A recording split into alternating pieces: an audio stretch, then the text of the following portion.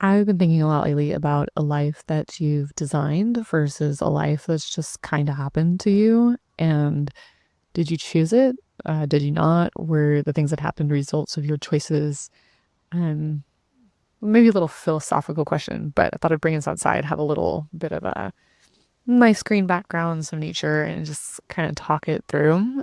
Um, if you saw my day 1 of 100 video yesterday, whew, I was on fire. I was really fired up. It was a long day. And today I thought, bring it back a little bit and just kind of talk about some of the things that have been going through my mind. And once again, can't see it, but I brought my notes. Um, and bear with me, it's a little breezy out here today. So let's get some examples of some things that maybe we chose, maybe we didn't choose. I guess it all depends. So one of those is going to school.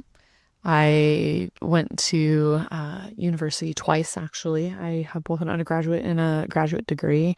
Both are things I chose. Super, super glad that I did. I shouldn't say I used my degree specifically, but I use the skills that I learned during my studies all the time. They've served me really well. My undergraduate was landscape architecture, which was super creative, and my graduate was in business administration, which is maybe a little more cookie cutter and not so creative in theory. But putting those two together has really served me over my career and has led to where I am today, which is on day 2 of 100 of building a life that is outside the 9 to 5. Another example, which is just a natural course of things, is getting a job. So you graduate with your master's, or in my case, or undergraduate, doesn't matter. The point is, you graduate and you're supposed to go get a job in that field. And I didn't do that, actually. I very much needed a break. I hadn't had a break from school, both university and schooling before that, my entire life. I did summers at JCs. I did summers while I was in university. And so I never really had a break. And when I graduated my master's, I didn't want to think anymore. So I went and I worked for a florist for a couple years, which was super fun and made people happy, learned design skills, got to be creative. And it was good stuff. And then from there, I moved into the corporate world, and that was something that it wasn't just a decision on my part. It was also a decision that was made for me because I'm based in the United States, and at 26, you lose the opportunity or the option to be on your parents' healthcare. So I needed my own healthcare. Then I went to corporate. Don't regret it. Don't regret anything, but it was definitely a choice. That was something that I felt I had to do, and that was unfortunate. But then, from there, there's a lot of things that I haven't done. I've chosen to do other things, but a lot of people buy a house, they'll get married, and then they work till their retirement, and that's when they start living and get to do the things they maybe always dreamed of. And that was something that, and still is something that is not for me. I despise my 2 weeks vacation a year. Uh, Rinse and repeat. Hopefully, you get to roll your time off over. I very much chose to take my time now, and sometimes that came at the detriment of my job. Don't regret it. That's going to be a common theme here. So, all that to say, none of those things are inherently bad. They're just things that happen. They come up in everybody's life, and the question is, did you choose them, or are they something that happened to you? And if you did, maybe if they were just something that happened, like, did you ever stop and question it? I don't know. There's so many things I did that they felt right at the time, and still probably the right choice, but I never really stopped to question, or if I did question, never really look at a serious alternative path. So let's move down my notes here to like a default life versus a designed life. And if you haven't noticed, what I'm doing is like my own life audit. Hopefully that's something that maybe is helpful to you. I don't know. Learn from my mistakes or just maybe gain some perspective. I'll stop jabbering. So the default life for me is everything that we've talked about. And I wrote some things down that that illustrate what that looks like to me. And they're things that are shaped by expectations that come from family or culture. Money is another one. money, we need it. Unfortunately, it's just the way life is. Career norms. I'm I'm a millennial, so I feel like we got caught in that really weird in between of learning from our parents that you go to work and you stay with the company for your career and you climb the corporate ladder and you get rewarded for that. And the job market, the landscape changed, and that's not the case anymore. So there's career norms. There's also fear around going out on your own and the fear of failure. I think we're all afraid of failing, and failure is really something that's probably the best thing you can do.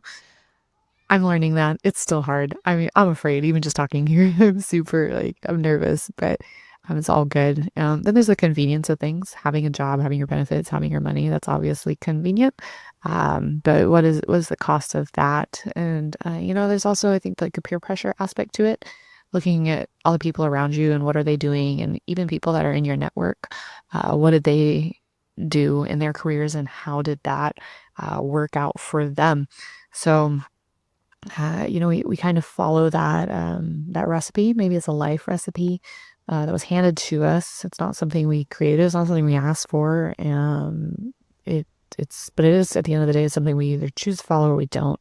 But I think you get to a point where you're like, okay, sure, I can have the house, I can have the career, I can have the salary, I can have the relationship, the benefits that come from a corporate job, whatever it is.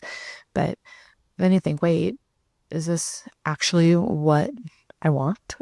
And so I was there, like I am there.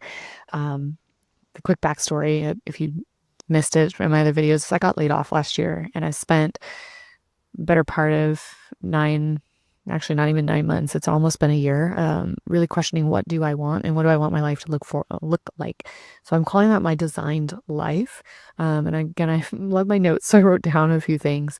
And for me, it wasn't quitting the job; it was getting laid off, which really was probably the best thing that could have happened. It's been rough. I'm not gonna lie. It's not a cakewalk, but it's a thing. But so for me, I I want my life to have the ability to travel when I want, where I want, on my own time.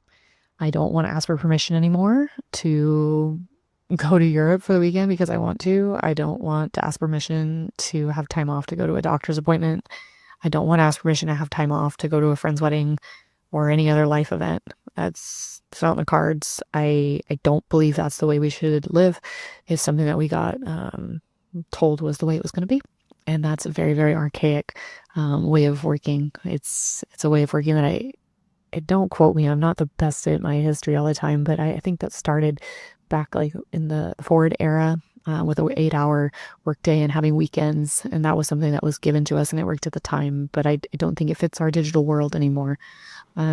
So, you know, other things that design life look like. I'm a big dancer. I want to be able to go dance on a weekend and have a 3 or 4 day weekend because I want to. I don't want to ask. I don't want to have to sacrifice other things for building up my PTO. It's not going to happen. Um, and I guess the result of that is becoming an entrepreneur. Didn't really see that as a thing. But I guess, that's kind of where it goes. So all that to say, as I look at my notes here for the thoughts I had, for me, it's designing a life where decisions are intentional and, they're optimized for me. And they're not optimized for the business I'm working for. They're not optimized for building somebody else's dream. And so, you know, maybe it seems so ordinary. I mean, in my life, travel it's just who I am. And so it is my everyday. It is my ordinary. Dancing is my ordinary. But I think the idea is that sometimes it means choosing something that's ordinary because it is genuinely what you want. So let's continue with the little self audit. I guess a confession moment to everyone and especially to myself is I think I was on autopilot for so much of my career. It was just what you did. You went to the job, you worked hard, you got your annual review, you got your promotion, you got your pay increase, cost of living, all that stuff. So I think I wrote down 5 categories. Um, to kind of look at and see like, are you on autopilot? So of course, work. I've talked a lot about work. Work rolls into the money because that is generally most everyone's income stream. Are you on autopilot there? And also your time. Are you on autopilot? Wake up, go to work, 8 a.m., clock out at 5, get home, go to bed at 10. I don't know, whatever your day looks like. Is that just autopilot, robotic? Same thing with your relationships. And also the same thing with your lifestyle. Um, so uh, I think something to ask for each of those is, if nobody else knew what I chose, would would I still choose this? And I should stop saying I get so self-conscious. But anyway, I think this is just a great recurring question to be asking yourself. So work. I wrote down some questions that I've worked through, and there's my again. Anyway, I talked a little bit about it in my day one video. But would I choose my current career if I were starting over? My robotic response was to apply for jobs that were exactly the same, and that's frightening. That's so frightening that was my immediate response without even looking at my life and being like, do I really want this? Do I really want to be burned out? Do I even enjoy the work I'm doing? Do I enjoy working for a corporate company? So that was a resounding no for me. And it was not an easy pill to swallow because then of course you're left with, well, now where does that leave me? Another question I ask is, or have been asking myself, is do I actually want the way I spend most of my weekdays to be my life? Resounding no, I don't. Am I working towards something I want or simply maintaining what I already have? I was very much maintaining what I had. The job and the paycheck funded the travel, they funded the dance, but they were not what I wanted. It was solely a paycheck. It was transactional, and I will tell you right now that is no way to live. It's not even about whether it's fulfilling or not. It's just absolutely draining, and nobody wants that. Also, it's windy. The camera is shaking. I'm so prepared for it to fall off the tripod. I have another couple questions though, and I'll just, without deep diving into them, there's 3 more that I wrote down. It says, what am I tolerating because I'm afraid of what happens if I leave? How much of my identity is tied to my job? And if money weren't an issue, would I spend my time differently? So many of those things. Oh, I could go down the rabbit hole, but we're going to continue on because I don't want to talk forever. Talking about time as well. I asked myself, where does my life actually go? Like, where am I spending my time? And I'm not just talking like on the phone in front of a screen. So much of my time was work. I was spending at least 8 hours a day at work. Remember, you only have 24 hours in a day. So this starts to add up. I didn't have a commute. I was remote. Then we get into the screen time outside of work. TV, social media, errands, chores, sleep. Of course, we all want our 8 hours of sleep. I prefer 10, not gonna lie.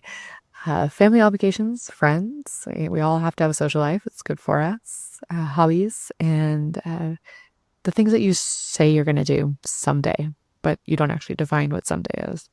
So, look at your life and say, well, what do you not have time for? Why do you feel that you don't have time for? And where's that time going? Those are definitely things that I've considered and are helping to shape what I want my life to look for moving forward. Money is a hard one. I'm not a financial advisor, so please always consult your financial advisor before you make financial decisions. I have one. I love working with them. It's just, they're brilliant. I cannot recommend having a financial advisor enough. Also, I'm going to get distracted because the plane's flying over, and that's where I'd rather be sitting. I digress. So I think the question that you should be asking about money is, what is your money actually buying you? And just so everybody knows, the plane flying over is United Airlines. Say Flight United. So I repeat that question. It's, what is your money actually buying you? My money was buying me what I thought was freedom. It wasn't. It thought it was buying me experiences. Sure, it was. Experiences that I wasn't able to be fully present in because work came with me, or I was so stressed from work that even when I took time off, I couldn't disconnect from it. Maybe it's other things that are more tangible or physical, like a house or a car or other things you've always dreamed about owning? Is your job buying you security? I'm gonna tell you right now, it's not. I got laid off. I had no control over that. I was fortunate enough to see it coming, but sometimes that doesn't happen. And I think, another really great question, having talked about time, already is your job buying you more time? If your answer is anything but no, I need to know what you're doing because that's not the case for me. So in my case, I was making six figures and I was working at least 40 hours a week. It's a dream for so many people, and it wasn't necessarily like a bad deal, I guess you could say, but I was so burned out at the end of the days that I would stare at the wall. I didn't have time or mental capacity to be social or do the things I loved. I was squeezing travel into the margins of my life, and sure, on paper I had everything, wasn't worth it. So, uh, to continue on, uh, this one's kind of an interesting one. It's what I call my should list, and it's all the things that like I think society or culturally you're told you should want. And just because it's something that someone else wants doesn't mean it's right for you, doesn't mean it fits you and your life and your dreams, your aspirations, all those things. So, should you want the promotion, the house, the kids, settling down, the relationship, more responsibilities, travel in my case, just the list could go on and on and on. And when you really stop to think about it, it's like, who told me that? Who put that in my head? Why was I led to make those decisions? It's just what I was told to do. It's what I saw everybody else doing. That was a recipe. At the time, I didn't know there was something else. Again, I'm a millennial, so I've seen the rise of the digital age. I've seen opportunities come around that didn't exist when I started my education, like YouTube. YouTube doesn't exist. I remember actually when Google was born. I remember when social media was born. All these jobs, all these streams of income, they didn't exist. So yeah, what I was told was the way to do it is not the only way to do it anymore. And again, I think asking, do you actually want this, and is this the kind of person you want to be? Is this how you want to spend your short time on Earth? Really philosophical, but definitely things to consider. So let's see, where am I at? This is another interesting one. Ask yourself what you're jealous of, or maybe what you're envious of in others in their career. Are you envious of their freedom? Of course, there's the time freedom, your financial freedom, your location freedoms. Those are ones that get talked about a lot, but at what cost? People were jealous of me all the time and my income and my flexibility with my job. And I'll tell you what, I sacrificed a lot to have that, and that was not a healthy thing. Very, very quickly became an unhealthy thing, both mentally and physically. So, what are you jealous of? Are you jealous of their confidence? Are you jealous of someone who has their own successful business? Are you jealous of their travel? People all the time jealous of my travel. And I'm like, well, you also have the decision, but you don't make that decision. Get off my soapbox for a second. So use it as data, as research, and maybe it's that you're jealous of the permission they've given themselves. Maybe you're jealous of me giving myself permission to try and to fail in front of I don't know how many people. This is day 2 of 100. I think I only have 30 subscribers at the moment. I'm failing in front of 30 people. Doesn't seem like a lot, but when you put 30 people in a room, that's a classroom. That's quite a few people. And this is going to be on YouTube for potentially millions to see. But it's going to be fun. I'm going to enjoy it. I'm going to weather it, be a stronger person on the other side for it.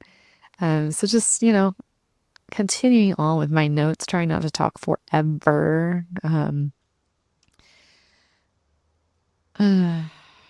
Let's bring it all together. I wrote down a question. I'm going to read it off. I'm going to try and keep eye contact. I'm getting better at it, but I love having my notes. Keeps me in check.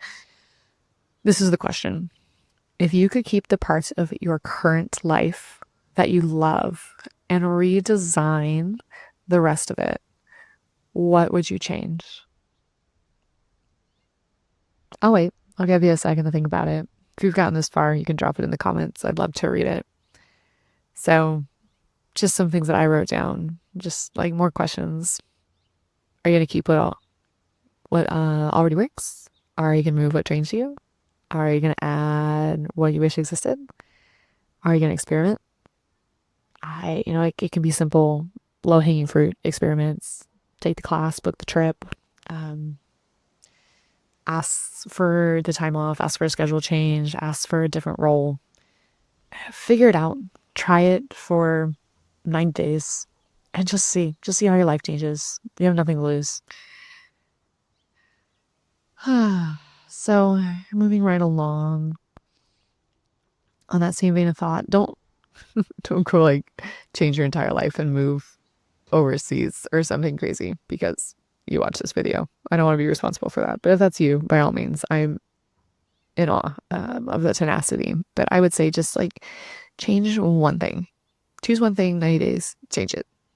And see how you feel. Maybe it's waking up early and writing a page a day. Because you always wanted to write. Do it for 90 days. You have 90 pages. That's a short novella. It's interesting how it all adds up, isn't it? Could even be blocking out one evening a week for yourself. Applying for different jobs. Just go get a job interview. Why not? You never know. Strange things happened. Maybe it's canceling something you don't enjoy. Maybe it's having a conversation you put in. Just go out and do something different. Get out of your robotic cookie cutter life that we've all been led to believe we want and stop living by default. Go design your life. I promise it's going to be a whole heck of a lot less painful than your mind is telling you it is. So obviously this is day 2 of 100. I'm figuring this out live. We've all talked about that live and in real time. So I'm figuring it out. I've spent a lot of my life trying to balance doing what I was supposed to do and everyone told me I was supposed to do while also trying to do the things that I wanted to do and fitting those into the margins in between work, in between other life obligations. I don't want to do it anymore. It's not the way I want to live my life. Life is very short. We do not know how many days we have. I don't need to go down that rabbit hole. We all know that. And I want a life that feels like it's intentionally mine. I want to feel like I own my life again, that I'm not giving away 40 hours a week to somebody else and really more than 40 hours a week. So by the time you wake up early just so you can get to work and be coherent and then you leave and you decompress from work, it's like half your day to somebody else and you're not even paid for all of it. Not doing that. So some people say, well, you're opting out. I've had a lot of thoughts around the phrase opting out. I don't really see myself as opting out. I see myself as opting in to the life that I want and going after the life I want and everything that comes with that. 98 more days of daily posting and then probably more because why not? So I wrote down one kind of last little thought here and I'll read it off because I want to make sure that I get it right. It says, so maybe the question isn't what should I do with my life? Maybe it's what parts of my life have I never actually decided on? Yeah. Or you could even say what parts of my life have I actually never fully committed to? Trying to break away from the 9 to 5 so I have my own time to do the things I want, which are traveling and dancing. I've never fully committed to that. This is day 2 of 100 committing to that. We're going to see where it goes. But all of you said, that is all of where I would start. And I hope it's been helpful and good news. The camera didn't blow over in this wind. Small things in life. Anyway, I will catch you on day 3 of 100 tomorrow.